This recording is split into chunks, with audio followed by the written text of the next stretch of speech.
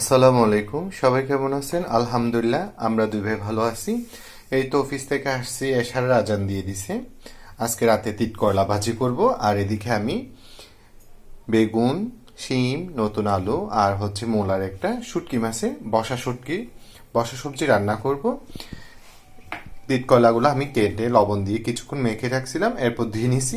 আর এদিকে তিত কলা ভাজি করার জন্য পেঁয়াজ, রসুন, কাঁচামরিচ, আর শুটকি মাছের সবজির জন্য পেঁয়াজ, রসুন, কাঁচামরিচ। আর এই যে শুটকিগুলো আমি গরম পানিতে ভালোভাবে ধুয়ে পরিষ্কার করে নিছি। তো দেখতে থাকুন, আমি বাকি কাজগুলো করে নিই। এদিকে তিত করলা ভাজি করার জন্য আমি কড়াইতে তেল দিয়ে দিছি।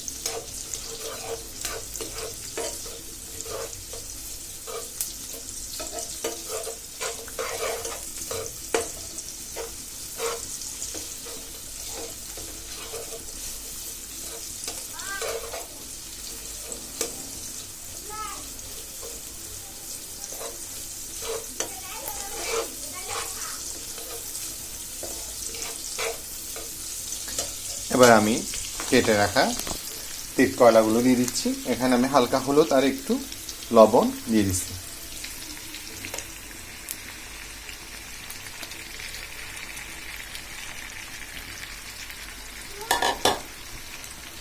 এক পাশ হয়ে যাক, তারপর আমি অপর পাশ উল্টাই দিব।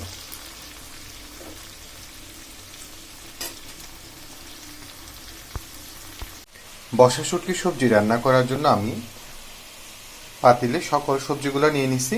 এবার শুটকিগুলো আর পেঁয়াজ, রসুন, কাঁচামরিচ আর শুকনো গুঁড়া মশলাগুলো দিয়ে দিব। সকল উপকরণ দিয়ে আর সয়াবিন তেল দিয়ে সব কিছু দিয়ে দিছি। এবার চুলায় বসায় দিব। মাশাল্লাহ, আমার তিত কলা ভাজিটা দেখুন, এখানে কোনো রকম পানি দেওয়া হয় নাই।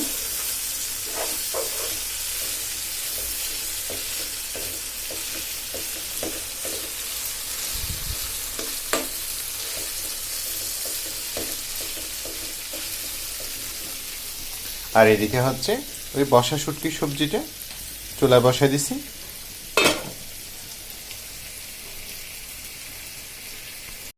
তো আমার বসা শুটকির কালারটা দেখুন, মাশাল্লাহ, ভালোভাবে কষে যাক, তারপর ঝুল দেব। খুব সুন্দর একটা ফ্লেভার আসতেছে শুটকির। তো আমার আজকে রান্না একদম রেডি। মাশাল্লাহ বলবেন। আমার তিত কলা ভাজিটা দেখুন, আর বসা শুটকির সবজিটা দেখুন। আর আমরা দুই ভাইয়ের পছন্দের সাদা ভাত। তো আজকের মতো এতটুকু। সবাই সবার জন্য দোয়া করবেন। আসসালামু আলাইকুম।